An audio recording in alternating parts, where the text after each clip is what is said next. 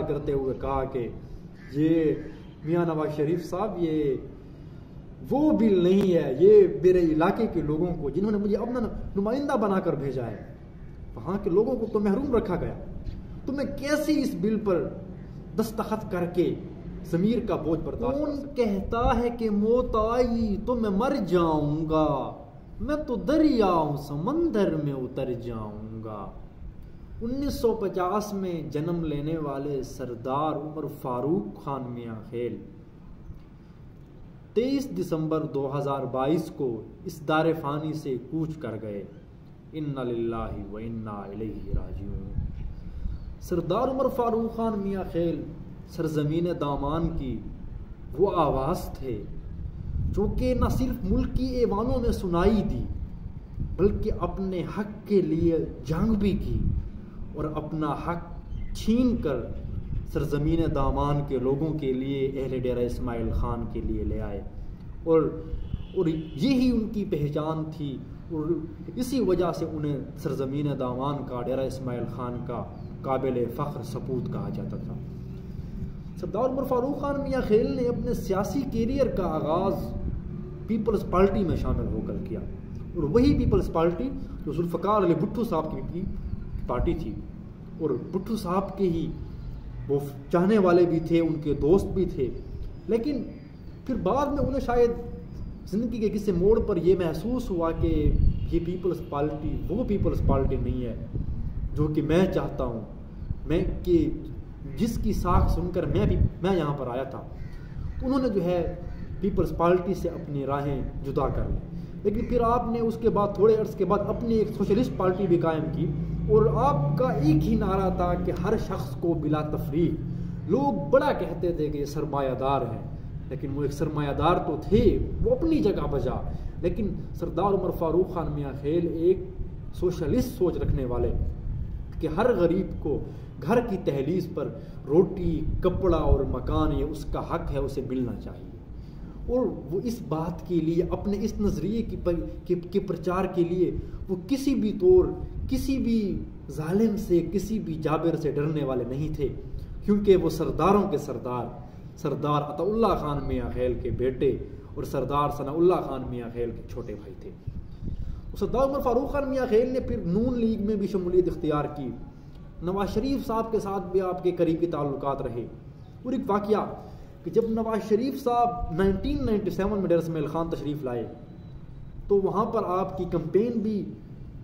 سردار عمر فاروق خان میاں خیل نے کی، تو وہاں پر انہوں نے ایک وعدہ لیا لوگوں کے سامنے کہ نواز شریف صاحب میرے علاقے کے لوگوں کا پینے کا پانی جو ہے یہ ان کا دیرینہ مسئلہ ہے، اور یہ ہر انسان کی زندگی کا بنیادی جزو بھی ہے، تو آپ کو اگر اللہ اختیار دے دیتا ہے تو آپ نے جو ان لوگوں کے پینے کے پانی کا مسئلہ ہے اسے حل کرنا ہے۔ تو نواز شریف صاحب نے کہا کہ میں وعدہ کرتا ہوں کہ میں یہ کام ضرور کروں گا، اور اگر مجھے اختیار ملتا ہے۔ تو اس الیکشن کی ایک اور بھی بڑی یادگار داستان ہے کہ سردار صاحب کے مد مقابل ڈیرہ اسماعیل خان میں قائد جمعیت مولانا فضل الرحمان اور چیئرمین PTI عمران خان صاحب آئے تھے، لیکن آپ کا ایک کمال دیکھیں کہ آپ نے ان دونوں شخصیات کو، نامور شخصیات کو، بہت بڑی لیڈ سے، بہت بڑے مارجن سے ہرا دیا، تو پھر بھی آپ کی جو ہے وہ بلے بلے ہو گئی کہ اتنے بڑے دو ناموں کو آپ نے ہرایا۔ لیکن پھر کیا ہوا؟ پھر یوں ہوا کہ جب آپ ایوان میں گئے تو نواز شریف صاحب نے جو بل پیش کیا اس میں جو سرزمین دامان کے لوگوں کا بہت بڑا مسئلہ تھا پینے کے پانی کا، اس پر کوئی پیش رفت نہ ہوئی، تو آپ نے اسمبلی کے فلور پر کھڑے ہو کر اس بل کے پہ سائن کرنے سے انکار کرتے ہوئے کہا کہ یہ میاں نواز شریف صاحب یہ وہ بل نہیں ہے، یہ میرے علاقے کے لوگوں کو جنہوں نے مجھے اپنا نمائندہ بنا کر بھیجا ہے، وہاں کے لوگوں کو تو محروم رکھا گیا، تو میں کیسے اس بل پر دستخط کر کے ضمیر کا بوجھ برداشت کر سکتا ہوں؟ تو نواز شریف صاحب نے کہا کہ عمر فاروق اس بل کی تو بے نظیر بھٹو جو کہ میری سب سے بڑی سیاسی حریف ہے اس نے بھی مخالفت نہیں کی، اس نے بھی کہا کہ ٹھیک ہے، آپ نے کیوں کیا؟ اس نے کہا کہ سر آپ کا احترام اپنی جگہ، لیکن میں جس علاقے کے لوگوں کے ووٹوں سے منتخب ہو کر اسمبلی میں آیا ہوں یہ ان لوگوں کا حق ہے، اور میں یہ حق جو ہے ان کے حق پر ڈاکہ ڈالنے والوں کے ساتھ نہیں بیٹھ سکتا۔ اور پھر ضمیر کی آواز پر لبیک کہتے ہوئے سردار عمر فاروق خان میاں خیل نے نون لیگ سے بھی استعفیٰ دے دیا۔ وہ دبنگ شخصیت تھے، انہیں یہ بات قطعاً ان کے لیے کوئی اہمیت نہیں رکھتی تھی کہ سامنے والا کون ہے، میں کس سے بات کر رہا ہوں۔ وہ یہ جانتے تھے کہ میں کیا کر رہا ہوں، میں کیا بات کر رہا ہوں، اور وہ ایک بڑے نامور ایڈوکیٹ بھی تھے۔ تو سردار عمر فاروق خان میاں خیل کی یادیں، ان کی باتیں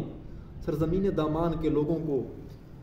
سدا یاد آتی رہیں گی، اور جو انہوں نے دامان کے لوگوں کے لیے کام کاج کیے ہیں۔ میں آپ کو یہ بتاؤں کہ جو جتنے بھی روڈز بنے وہ تقریباً جو ہے وہ انہی کے دور میں بنے ہیں، اور ان کے جانے کے بعد اب تک نہیں بن سکے۔ تو عمر فاروق خان میاں خیل صاحب کی یادیں، ان کی باتیں اتنی زیادہ ہیں کہ اگر ہم بولنے پہ آئیں تو گھنٹوں گفتگو ہو سکتی ہے۔ ان کے واقعات سینکڑوں ہیں، اور لیکن اتنا کہوں گا کہ ان کی وفات کے بعد ڈیرہ اسماعیل خان میں